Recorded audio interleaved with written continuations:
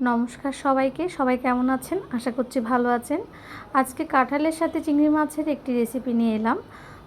যদিও রেসিপিটির কিছু অংশ আমি ভিডিও করতে ভুলে গেছি, সেটার জন্য দুঃখিত।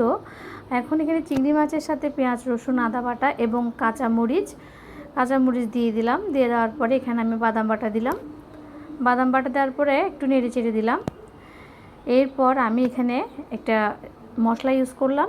মশলাটা ইউজ করার পর আমি একটু ভালো করে নেড়ে দিলাম। নেড়ে দেওয়ার পর আমি আমার আরেকটা মশলা, যেটা রাঁধুনি মশলা, ওটা রাঁধুনি রোস্ট মশলা, ওটা আমি দিয়ে দিলাম। রাঁধুনি রোস্ট মশলাটা দিয়ে একটু নেড়ে দিলাম।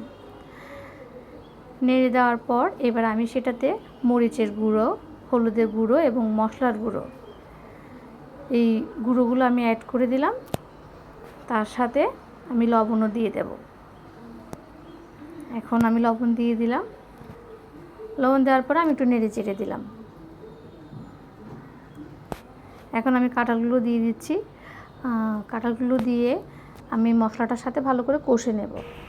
ব্যাস, কষে নেওয়া হয়ে গেছে। এখন আমি একটু ঢাকনা দিয়ে দিলাম। এখন টমেটো সস এবং পানি অ্যাড করে এটা একটু কষিয়ে কিছুক্ষণ 5-10 মিনিট আঁচে রান্না করলে রান্নাটা কমপ্লিট।